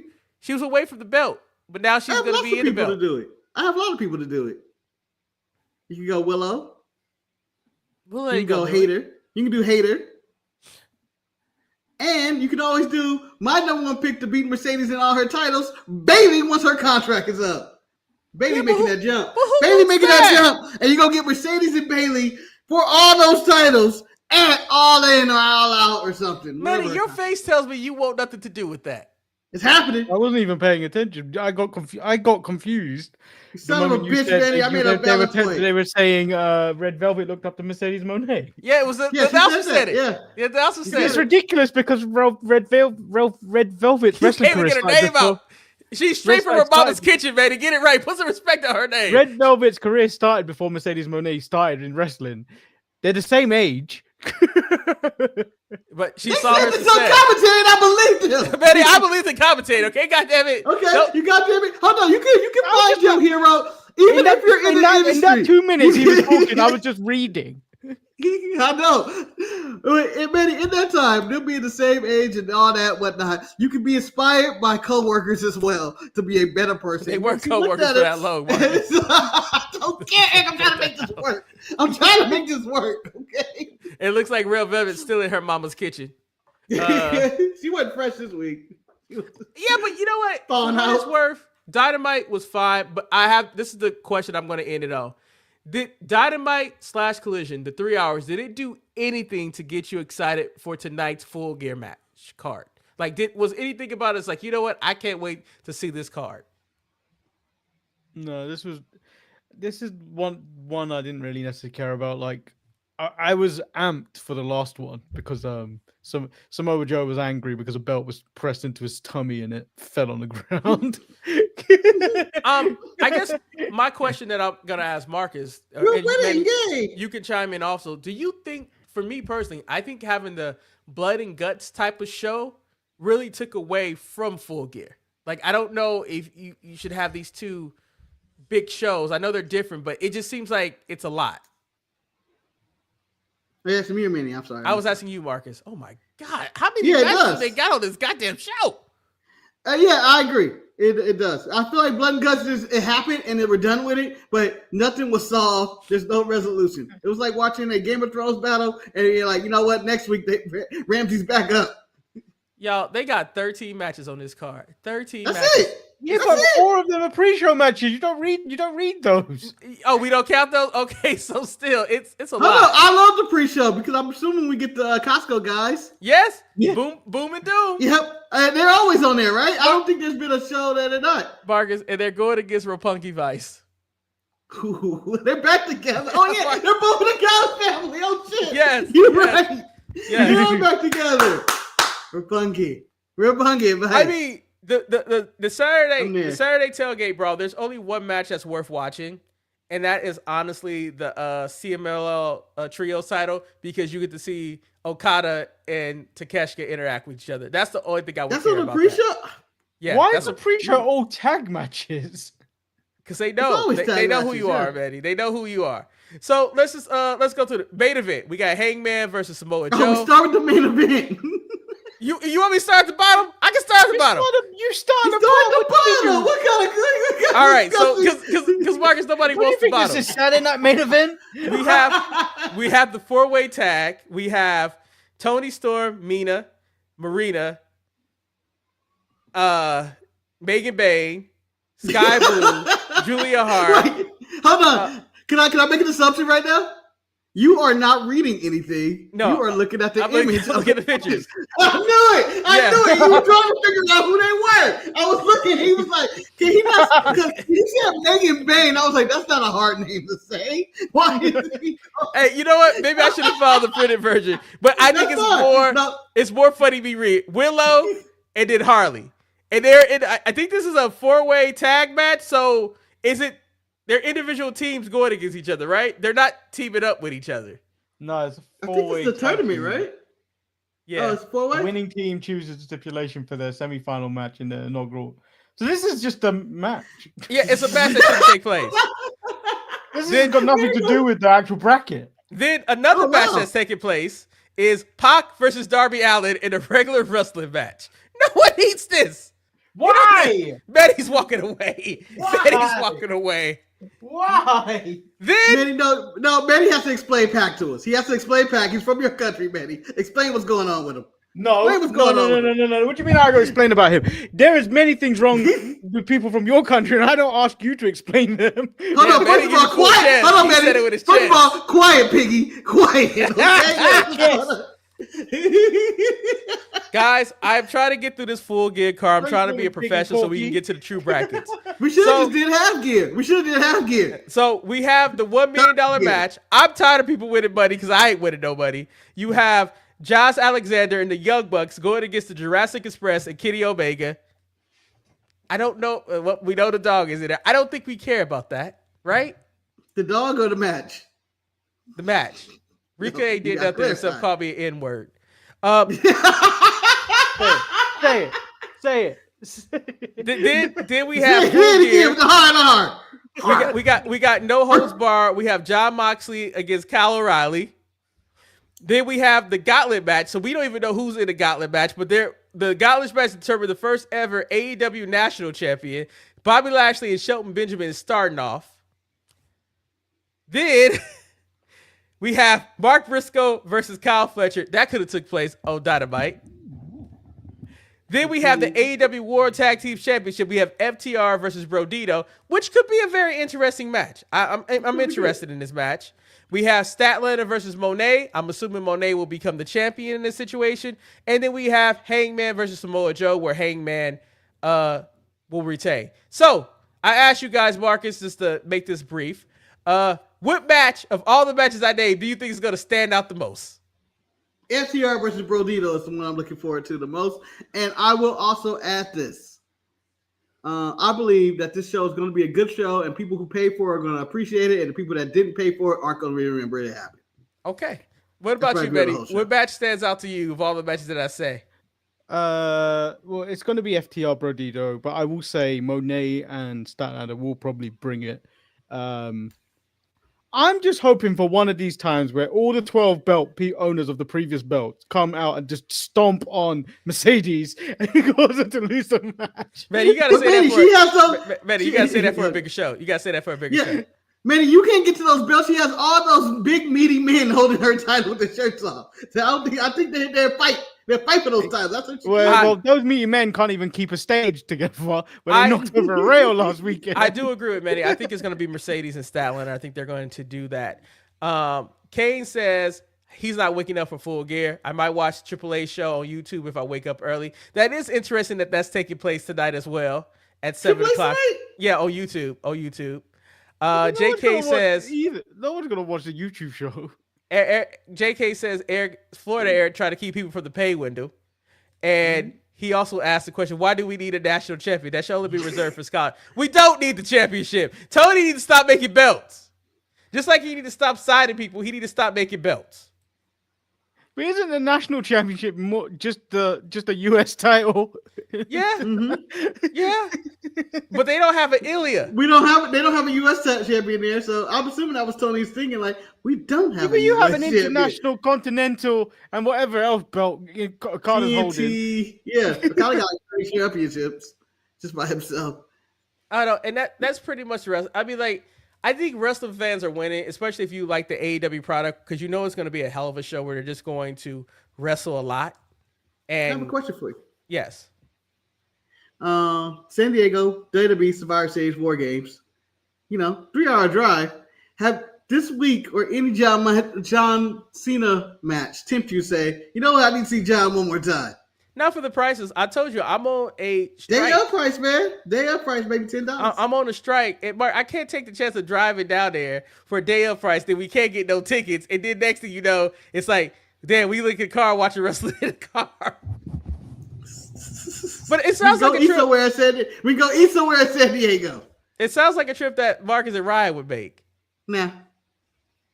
I thought about it. I was telling Manny after the way the Madison Square Garden showed John Cena love. It seemed like a big deal. And I was like, damn, I have an opportunity to go see one of his last 2. But I don't think I want to be outside though, because it's cold right now. I'm an old man. I'm cold. Ooh, and then we also know that the Padres food sucks. Their food sucks.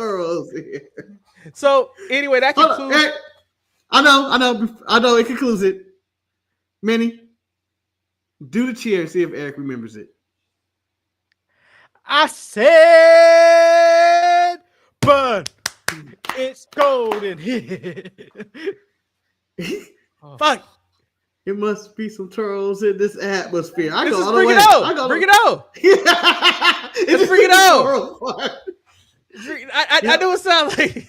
I don't know a single person that wouldn't finish that line. So if you guys want to hear a funny story, this is really quick. It's a quick story. We're walking back from lunch, and we're just talking about random movies and shit like that. And then someone mentions like, Bring It On. Random black lady just jumps into the conversation. Oh, I love the Bring It On movies, like Toros, and we're just like, where did you even come from, lady? Where did you even come from? East Compton, obviously, Eric. So, with that being said, we thank you guys for paying attention to this portion of the show. But for the people who tuned in for the brackets, we are now here for the 80s cartoon brackets. And you made it sound like you and Justin Roberts turning off the lights. Pause. Who comes here and goes, forget the wrestling tour. I've had to endure 1 hour and 15 minutes of bullshit wrestling tour. I've come here for the bracket. Who's done that? Who? And if you have, I want you to say it in the comments. That they were just here for the brackets? Manny? I like to think there's people here for the brackets. I think there's... No, do you know who it was? It was me, because I didn't want to talk about wrestling today. I want to talk about the bracket. Manny, let me tell you something right now. I want to get in the middle of this. Manny, I know there's one person here for the brackets, and that's that one person who emailed us in the bracket. And Kane, we really appreciate you sending us the European bracket. I'm going to show your bracket. I'm going to show your bracket because, quite frankly, there was only one show that I know that Marcus and I are familiar with, and it's going to probably win no matter what.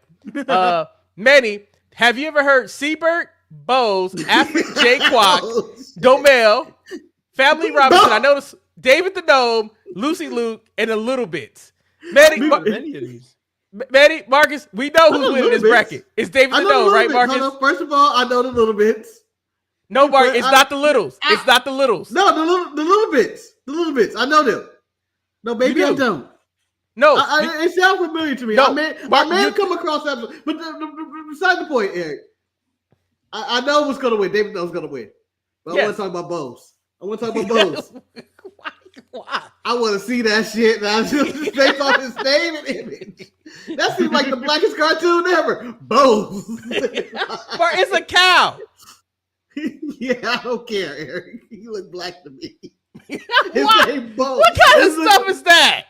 This looks like the blackest cartoon in the history of black cartoons. Bose, I'm down. Bose made it all the way to the finals against David the Gnome in an upset. David the Gnome got him because his big titty gnome wife. And Swift. So Marcus, at first I thought the Little Bits were the Littles because I was considering this is the Littles. Is that what you were thinking of? Yeah, that ain't the little bits. That's the littles. And they were gonna make it to the bracket, but I was like, they ain't winning nothing. They not winning anything. The littles won't win. But I love me some fucking littles for whatever reason. My opinions would have been split if this guy made it into the bracket. Manny, first of all, is he a cartoon? Is he a cartoon? No, he was more stop animation. Yeah. So I love me some trains. I may have autism. I love me some trains. Manny, I think everybody loves fucking trains. We all love trains. We all have train days. And you know what? Some adults still running train right now. First and foremost, let's point out to the lumber chat. How dare nobody point out our festive background of being in the Thanksgiving spirit? We were colonializing wrestling today. Acknowledge our fall pumpkin spice flavor that we give it off. We have offered you guys this blackest for your land. Okay, don't take it. Okay, so J.K. Smith said, Bo sounds like Earl's partner at the Parliament. I love that this is one of the funniest running jokes that we have of Earl being in a bottling plant at Coke. That's one of the best callbacks ever because I was not thinking about that. And it's so perfect. Hey, Bose! What's going on here? Hey, did Bose come into work today?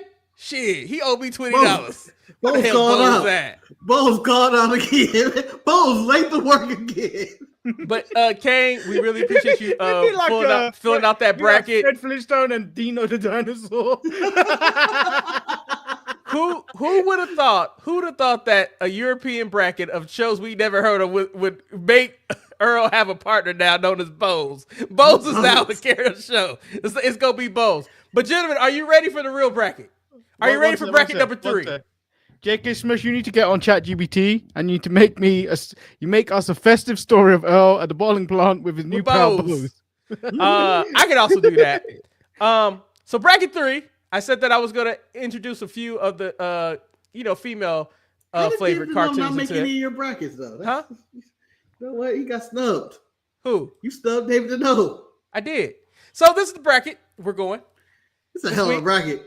We got She-Ra versus the Silverhawks. We got My Little Pony versus the Smurfs. You know what? You thought about this one. And again, I don't like the way your brackets are set up. That whole left side is dead. I know. I understand that. What the fuck? Marcus, I feel like he's done this. I think he's done you dirty, actually, because you wanted dinosaurs on this list, and they're clearly out. But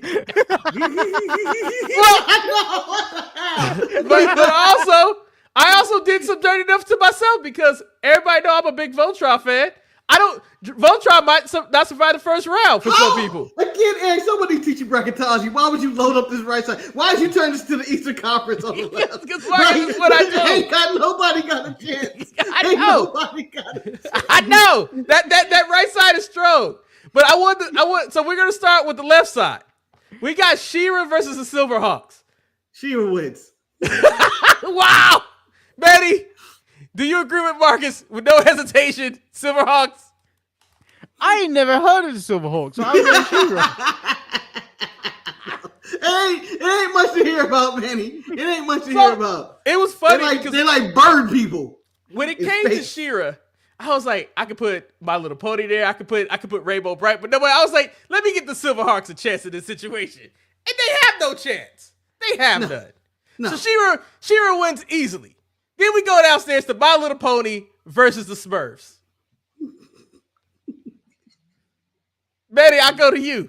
Don't make me choose this one. I'm thinking the Smurfs. Manny picks the Smurfs. Marcus, I'm picking My Little Pony. I'm okay with this. I'm okay with my manhood with picking My Little Pony. Yeah, because I like chaos. Yeah. As much as I love Papa, Gargamel, Ezreal, Smurfette, and Hefty Smurf, fuck them, man. They can go fuck themselves. I'm gonna let My Little Pony get through just because. I think My Little Pony. I would like to see the battle of My Little Pony and She-Ra. My Little Pony was a good cartoon. I liked it better than the Smurfs. I'll say that right now. Rainbow Bright was my favorite cartoon, but I knew she had no chance, so I didn't put her in the brackets. I did not put her in the brackets. Just like the little didn't get it. In bad faith, My Little Pony is going through. No, there's no good faith. I prefer the Smurfs, but in bad faith, due to I want some drama in this bracket.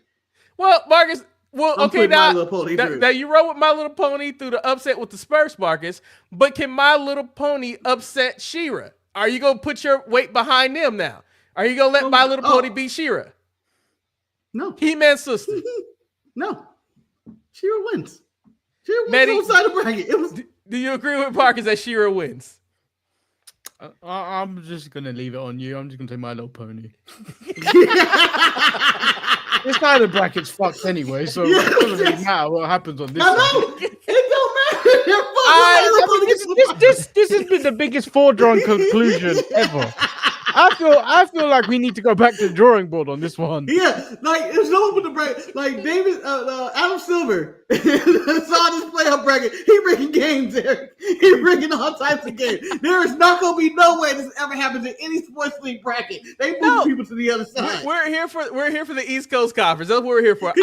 She-Ra's gonna win because She-Ra's the only one that can have conversation for the big heavy hitters on the other side. On the other side.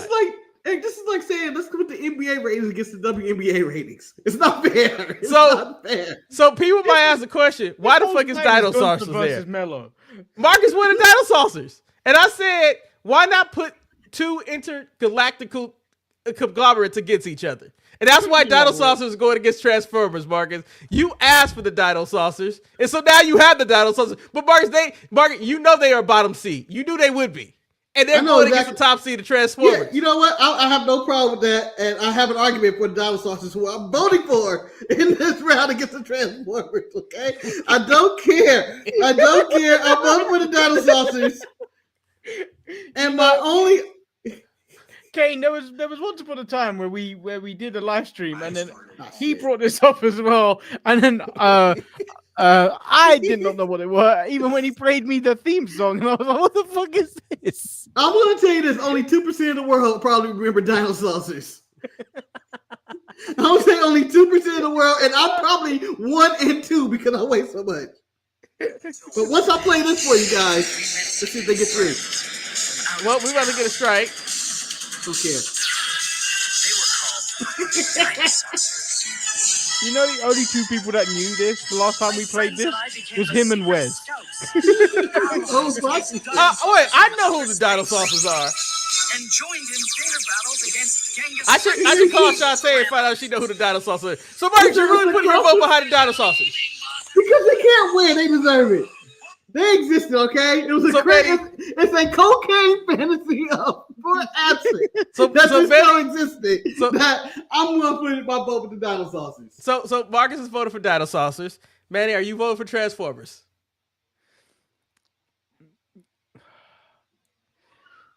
Yeah, because if we put dinosaurs through this whole bracket of sham. The whole time been fought. Hey, and you know I'm about contributing, so Manny is voting for Transformers.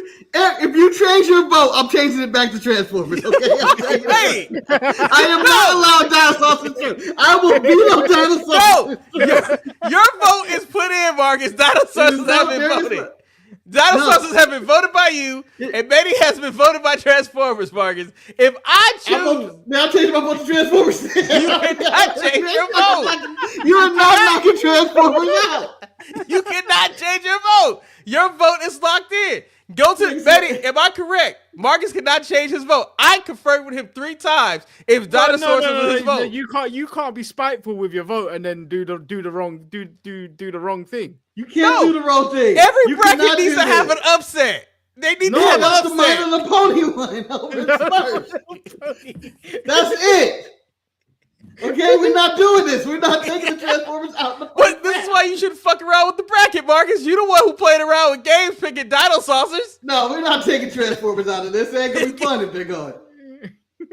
No, it's at the email. I have it, Manny. I have it up there. You picked the fucking Dino Saucers, Marcus. This is you. But you know what? You know what? Fine. In a close game, they won 88-87 because the Dino Saucers came out there was playing their asses off. But a last-minute 3 by Bumblebee, put them through, and Transformers make it to the next round. Goddamn right. Shoot. So now we're getting to the real main event. We got Voltron, which is my pick. No doubt. I'm standing with Voltron over Thundercats. Now, Manny, I'll go to you. Voltron or Thundercats? Who's going through? Damn. I love me some coming. pussy. I saw that coming. So, Marcus, that was time for you. Thundercats or Voltron? Personally, I'm glad I had to gerrymander and redistrict the votes. I didn't want to have to do that again. Thank you for everybody that participated in this. Oh, this is actually tougher than it should be. But Thundercats are dope. Thundercats are loose. Thundercats are whole. Come on. But I good conscience, Voltron goes through. Voltron. My brother, that's my brother, Marcus. That's why I fucks with you. Voltron's all time. That's why I go with you, Marcus. I go with you with that one. Without Voltron, there would be no fucking Power Rangers, man. It would not be. You know, Thundercats whole. Get your whole ass out. Get your whole ass out. Now, if they was on the other side, first of all, don't you talk to Thundercats that way? I respect Lionel. No, Marcus, I can actually. And the Blackwood. Mark, I came into this bracket because Voltron was putting my heart on the sleeve. I expected to be upset. I thought they was gonna be eliminated. I knew what the matchup was because I did what I did to you last week, and I had to do it to myself. I had to put my favorite childhood cartoon up there on the chopping block to be eliminated. And Marcus, you let them get through the first round. However, I know the second round. My vote is for Voltron. I know it's for Voltron. But I'm pretty sure both of you guys are going Optimus Prime, Megatron, and putting Transformers through. I get it. It's okay. It's fine. Who's your vote for, Marcus? Voltron versus Transformers.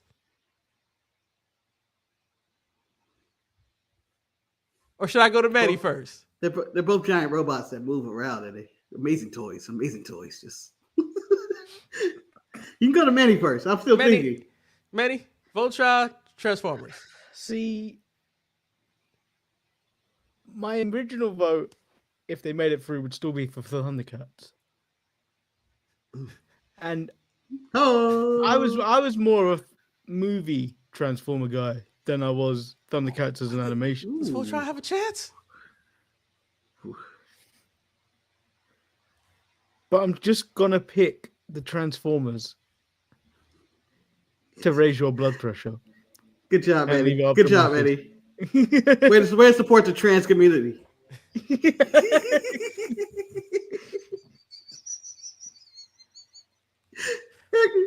So we know you going Voltron. I've been Voltron. I've been there. No, it's Voltron Transformer. I'm the tired piece, and I honestly don't know which way I want to go with this.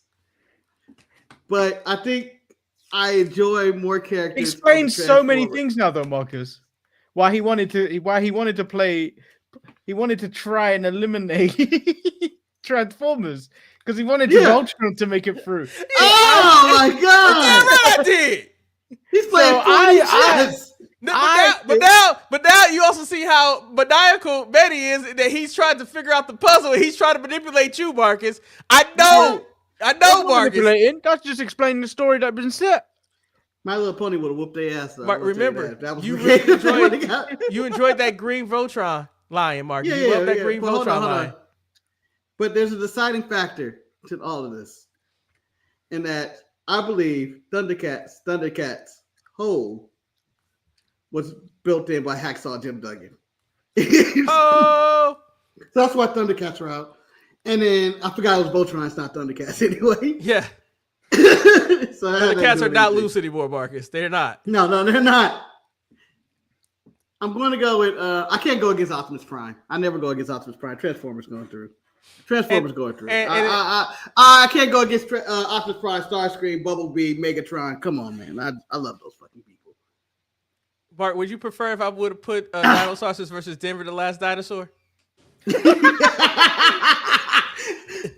yeah, because Dinosaurs Man won, because fuck Denver the Last Dinosaur. What do you mean fuck Denver the Last Dinosaur? My vote is for Denver. What has Denver ever done for anybody? Well, we all know. And you should have put Miss Frizzle and the fucking Magic School Bus on this. Yeah. I'm shocked that Miss Frizzle, David Tano, and Tintin did not make this these tournaments. Well, we all know She-Ra fought valiantly, but without the help of her brother He-Man, she's gonna lose to Transformers. Transformers is gonna win this bracket. Am I right? Did I forget Starscream? Starscream, huh? Yeah, Transformers win this bracket, right? Who are they going against? She-Ra.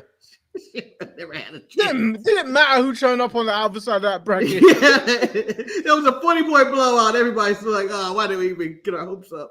Well, we have one more bracket left before we get the final four. Now, bracket four will take. Bracket 4 is taking place on the Survivor Series watch along. Yeah, I guess it'll be the first thing we do before the watch along start. Yeah, why not? Is that on Sunday? Saturday. Oh, then I won't be on the watch along. Jesus. We have obligations. Damn. I don't even know what that means. I don't know. Are you guys a part of your own exclusive Survivor Series match? 505. Where you can go tell Shantae, and she going, well, you can kiss my ass. You can kiss my black ass. I do have an eye doctor appointment, but I'm going to read the email from J.K. Smush about Bose and Earl. Earl had worked at the Coca-Cola bottling plant for 12 years, long enough that he could tell which machine was about to jam just by the way it sound inside. He liked the rhythm of the place, the steady clank of the bottles on the line, the hiss of carbonation, the cool sweetness hanging in the air. It was predictable, reliable, which was more than he could say about his coworker Bose. Every morning at 6:58, Earl's shift began. Every morning at 7:23, never 7:22, never 7:24, Bose would wander in with sunglasses on and a cigarette smoke still clinging to his jacket like he owed him rent. Money, Earl, he mumbled. Oh, money, Earl. Morning. Dropping his lunch, usually an unwrapped pack of crackers, into his lunch. You're late again, Earl, would reply, not angrily, just the stating of fact. The way one might note the gravity continues to work. Bose always shrugs. Traffic. He said, even though he lived a 5-minute walk. Holy shit, goddamn. Yeah, he was only 5-minute walk from the plant. Within 10 minutes, Bose would be out back again, leaning against the loading ramp with a fresh cigarette. He smoked like the world might end if he didn't produce enough fog to coat the sky. Earl had timed it. Bose spent more time outside than he did inside actually doing his job. But despite all that, Earl couldn't bring himself to dislike the guy. Bose had a grin like a kid caught stinking cookies and a way of laughing that made the shift supervising soften just a little. One Tuesday, the main conveyor line went down, and the plant erupted into chaos. Bottles backed up like traffic on a bad holiday weekend. Earl dove right in, working elbow deep in gears and belts, trying to coax the machinery back to life. When he finally slid out from under the frame, covered in grease, he saw Bose standing there, not smoking for once, holding a flashlight and looking surprisingly focused. Need a hand, Bose asked. Earl blinked. You not outside? Ran out of cigarettes, Bose said. Figure I'd do some actual work before I go get more. Earl chuckled. I know this person. Earl chuckled. Well, hold that light steady. And to Earl's surprise, Bose did. For a full hour. No complaints, no disappearing acts. When the conveyor roared back to life and the line workers started cheering, Bose grinned wide. See? I can be useful, he said, proud as a kid with a good report card. Earl clapped him on the shoulder. You're useful when you're here. Bose nodded thoughtfully. Yeah, maybe I ought to try to be here more. The next morning, Earl did his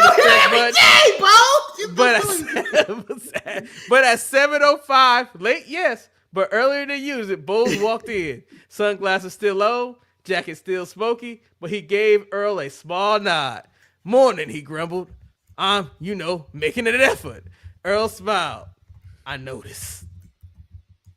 And though Bose still took smoke breaks that lasted questionably long and still arrived late more often than not, he showed up just a little more, helped just a little more, and every time he stepped inside to hold a flashlight or lift a jam crate, Earl felt like the plant's clanking rhythm sounded just a bit sweeter.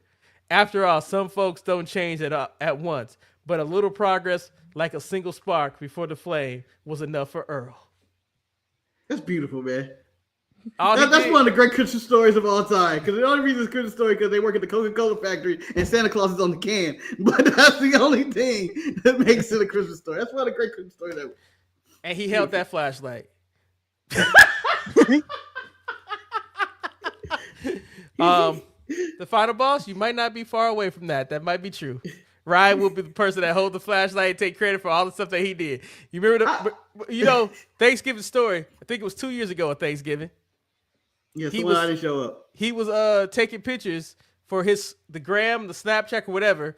Just parade to all his fans out there like he was out there and he made that dinner. Like he kept putting himself in the middle at the head of the table. Shit, like it's his house. Like he cooked the meal. Like he wasn't just mooching. Like he donated money. The only thing he did that day was just as equivalent as holding a flashlight was make multiple to-go plates and then had the audacity to ask if he could make a to-go plate for one of his female friends. And we said no.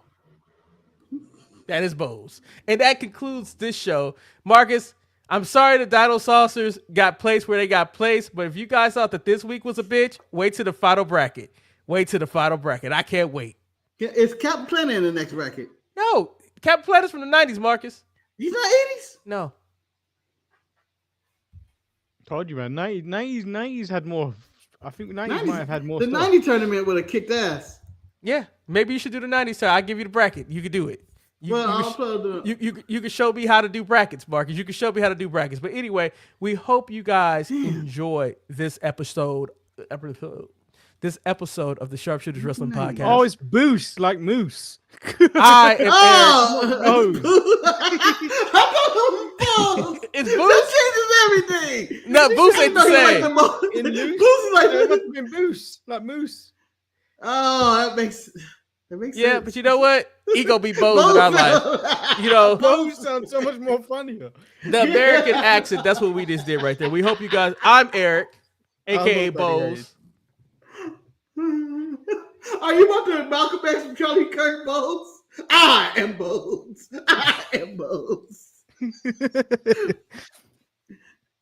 I'm Marcus the Grand Finale. Yeah. I think next week is the watch alone. I won't be there. Unfortunately, Survivor Series. Next week we have to pay attention to wrestling. Damn, but that means that people got to wait 2 weeks for the final bracket. Shit. Damn. Anyway, I thought for some reason the pay-per-view was on Sunday. I guess I was wrong. Pay-per-views don't air on Sunday no more, man. Those are more savage times, or no, less savage times. Like Macho Man Savage? A Dutch cartoon. Nah, man. We blackenized that cartoon, man. We made him a brother. He a black man that lives in the ghetto. Yeah, he can't come to work on time or nothing. 40-year-old still in the club. I bet you Bose is related to the man that died at the docks. That's probably like his third cousin or something like that. Right, why he be smoking all the time. Yeah, you know. Why he be smoking. Dealing with that loss. Well, anyway, until next week for the Watch Alone, make sure that you join the boys on Tuesday and Wednesday when they do back-to-back. They go back-to-back with 2 shows. I still don't understand how they go as long as they do with as less material than what they have. It's very impressive. It's just like don't you bring up my sex life in here. I see the Tuesday show, and the Tuesday show is like roughly an hour 5, hour 10. I'd be like, it's Monday Night Raw. They literally have one show to talk about on Wednesday. It's NXT. And somehow for 2 weeks in a row, they've been in like an hour and 25 minutes, an hour and 30 minutes. Let me. I have an excuse for Tuesday. Okay. Me and Marcus ain't spoken to each other since Saturday, so there's bound to be conversation that happens on the show. Wednesday, I gotta have an excuse. Wednesday, Wednesday, I don't know what happened on Wednesday. No, so that's my whole confusion. Like, I would understand Tuesday being an hour and a half show because, first of all, Raw is really never that interesting. But the fact that you guys take a 2-hour show, NXT show, and I know you're not going in detail match by match and stuff, so I just know you don't know that. I just know there is so much tomfoolery that goes on in between that somehow it ends up to an hour and a half. In the last couple of episodes, there has been some nonsense news stories that have made us take half an hour to get into the actual review. Like the Tony Khan interview for NXT this week. Mark, why did it go so long? We talked about nothing? I don't know. Mark, I am happy, though, that I was able to give you your play-in tournament winner, Dinosaurs, in the bracket that they could not win. They fought gallantly. Marcus, you know what, though? Dinosaurs might have could have did some good stuff in the West. They could have did some stuff in the West. I think they would have upset Sheamus. Dinosaurs could have done something in the last week's bracket. I think if people saw Donald Sauces, it would have got further. That's the first No, bracket. dinosaurs would have done nothing. No, last week's bracket was paid. This is the bracket of death. This is the bracket of death. Dinosaurs could have done something if they replaced Captain N and the Games Master or the Snorks. I don't think they could have beat Gummy Mario Bears. Brothers. I don't even remember Gummy who won Bears. the previous brackets. Who won? Okay, this bracket, Chip and Dale won. Chip it down. All right, Okay. go to the next one.